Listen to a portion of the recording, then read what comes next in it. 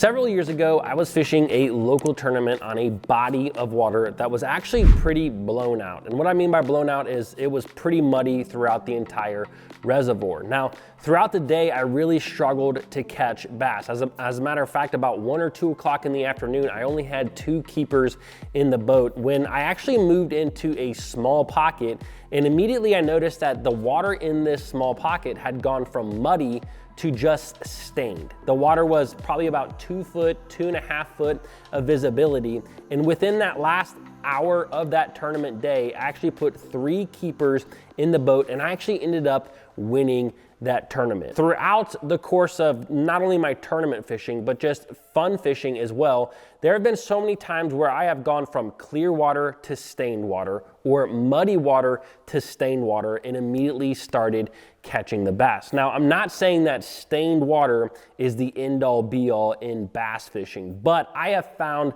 that stained water to me is probably the best type of water that I really like to find, because bass actually feel very comfortable in stained water. Water visibility that is kind of between 2 and 4 feet. Not only can they hide, but they can also see very, very well. And in today's video, I'm gonna talk about 5 mistakes that a lot of anglers make in stained water, so stay tuned, it's gonna be a good one. This video is brought to you by the Deep Dive app. This is an app that you can download on your phone that can really help you to find and locate and catch bass a lot quicker. Once you download the app, you can actually select the body of water that you are fishing, and then you can input the data that you are seeing. You can put in water temperature, water clarity, whether you're fishing around vegetation or not, or if you are in a windy or protected area. Once you put this info into the app, it's going to spit out some strategies, some lures, and some locations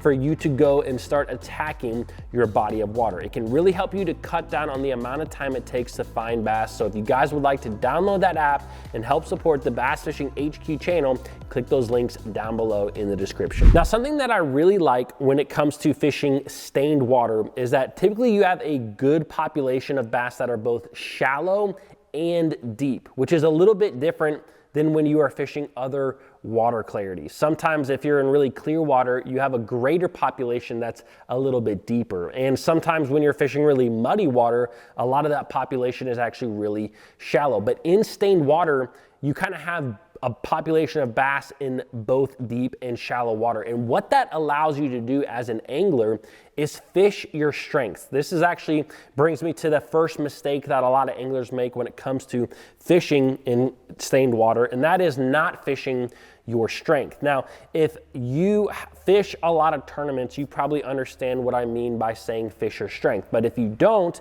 basically what this means is fishing the style in the way that you like to catch them. There are anglers out there that just like to fish shallow. They like to fish spinner baits and square bills or flip and pitch shallow cover. And if you are fishing stained water, you can usually find some fish where you can catch them like that. And there are other anglers, kind of like myself, I actually prefer to fish off the bank, in offshore structure, and brush pile. And if you're fishing stained water, you can still go do that. And typically, if you are out there and you are comfortable with what you are doing as an angler, that's going to help you to catch a lot more bass. And again, this is whether you fish tournaments or if you're just out there fun fishing. Now, you obviously have to take into consideration bass movement. There are times of the year where there is a greater population that's going to move shallow. For example, in the spring when the fish are wanting to spawn. And there's gonna be a time of the year where maybe a little bit bigger population wants to move a little bit deeper, maybe during the summer or maybe during the winter. So you have to take that into consideration, but almost regardless of the time of the year, you can almost always find bass in stained water that are both shallow and deep. Now, moving on to mistake number 2, and stained water is great, but isolated stained water is even better. And the mistake is not seeking that isolated stained water. Now, most of the time when you hear an angler talk about isolation, they are really referring to cover. For example, a lot of guys, myself included, I love to find isolated pieces of cover. Maybe this is a dock that is isolated, it's all by itself. Or maybe this is a stump that's isolated, it's all by itself. Typically those isolated pieces of cover will hold a bigger than average bass. Now, when it comes to water clarity, I still like to find isolation. And this brings me back to the story that I talked about in the intro of this video. In that particular tournament that I fished a number of years ago, almost the entire body of water was really, really muddy. But there was a small isolated pocket that I had found throughout the day. And because it was isolated stained water, the fish moved into it from the mud. And so there was a greater population in just this really small pocket. And this not only happens when you're fishing muddy water, but the exact same thing happens when you're fishing in really clear water situations. This, another tournament that I fished on Lake Oneida up in New York a couple of years ago, there was actually an algae bloom that was happening on certain parts of the lake. And when you see an algae bloom, a lot of times it's kind of nasty, it's kind of soupy looking, but what it does is it turns clear water into a little bit more of a stained water. Instead of having visibility where you can see down 10 or 12 foot, I could probably only see down 2 or 3 foot. And what that algae bloom, that stained water did is it pushed bass that were typically really deep into really shallow cover. I actually found a group of largemouth that were really shallow. I'm talking like a foot or 2 of water relating to docks, relating to different types of grass and lily pads, that they would not have been there without that stained water. But the thing was, is this wasn't all over the entire lake. It was only in certain sections, and the bass would literally move with that stained water, with that algae bloom. Wherever the algae bloom was, that is where you would find the bass. This happened to me actually just this year too when I was fun fishing. Same exact thing happened. There was an algae bloom, and anywhere that the wind pushed this algae bloom, I would catch bass. So if you go to a body of water that the whole lake is pretty much stained, that's great and all, but if you can find isolated stained water when you're fishing more muddy water or clear water reservoirs, that can be phenomenal. Now, moving on to mistake number 3, one thing that can be easily missed is not selecting the right lure transparency. And what I mean by that is basically fishing lures that are translucent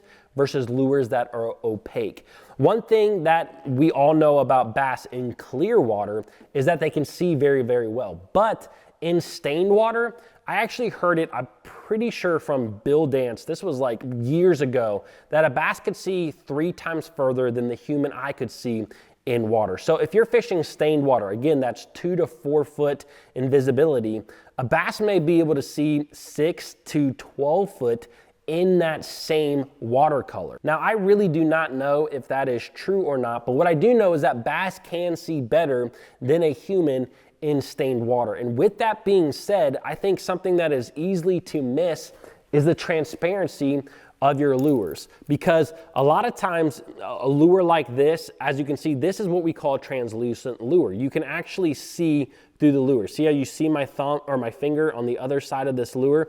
You can see through it. I like to use a lot of these type of lures in clear water, but even in stained water, if I have really still, sunny conditions, I still use a lot of translucent lures because I think they get me a lot more bites versus a lure that is opaque. And what I mean by opaque is a lure that you cannot see through, like this lure right here, this little crankbait. So in cloudier conditions or really windy conditions, that is when I pick up the opaque lures, and in really still conditions or sunny conditions, that's typically when I still pick up the translucent lures. The big thing here is that bass can see better than humans, and sometimes an opaque lure like this one may just be too much for it. They may get too good of a look at that bait, and therefore they shy away from it. Where if you pick up a more translucent lure like this one here, they can't see it as well, and therefore the only way for them to figure out what it is to bite it. Now, with that being said, moving on to mistake number 4, something that I have seen in stained water is that fishing lures that have rattles and fishing lures that don't have rattles can really make a big difference in stained water versus your other water clarities. A lot of times when I'm fishing in muddy water, I like rattles. A lot of times when I'm fishing in really clear water, I actually don't like rattles. But in stained water, again, that water visibility that's kind of 2 to 4 foot, I've seen the bass go each way. And having rattles versus not having rattles can literally be the difference between catching big fish or numbers of fish. And this is something that really comes down to experimentation. Now, if I go out there and I have a lot of wind out there, a lot of times I'm going to go with rattles first. Or a lot of times, if I'm fishing a lake that's just highly pressured, I'm actually not going to use a bait that has a lot of rattles. But for the most part, I think that this comes down to experimentation. I was fishing down in Florida just last year with my uncle, and we were basically flipping and pitching the exact same bait, but he was actually stuffing some rattles into the tube of his bait that he was flipping and pitching. And guess what? He was actually catching a better average size of bass than I was throughout this entire day. It seemed like I would catch a lot of small fish, but a lot of the fish that he was catching were really, really big. Now, looking at our setups that day, the rattles was probably the biggest difference in what we were flipping and pitching. And I believe that day, the bass, the bigger ones, preferred something that had some rattles to it. So the biggest thing that I'm trying to say here is that when you are out there fishing, even if you are catching fish, try to experiment a little bit with lures that have rattles like this and lures that don't have rattles, and just see if bass like one more than the other. Now, mistake number 5 when it comes to fishing stained water is that there's a lot of anglers that believe that bigger swim baits like glide baits or bigger boot tail style baits don't work that well in stained water. And I am here to tell you that that is a really big misconception. Those bigger baits will still work well in stained water. A lot of guys you'll hear talk about wanting to find really clear water. And obviously those big baits work well in clear water, but they can still work really well in stained water. One of my absolute favorite swim baits to fish is the Megabass Mag Draft swim bait. And a lot of times I will fish that albino color in stained water and catch a lot of fish behind guys that are fishing more of your traditional stained water baits like square bills or chatterbaits or spinner baits. So don't forget about the big baits in stained water. Now, this video is kind of a part of a series of videos on water clarity, and the first video I did was all about clear water. So now that we talked about stained water, if you haven't listened to the video I did on clear water, you can click this link right here. Please comment below, subscribe, and I'll see you guys in the next video.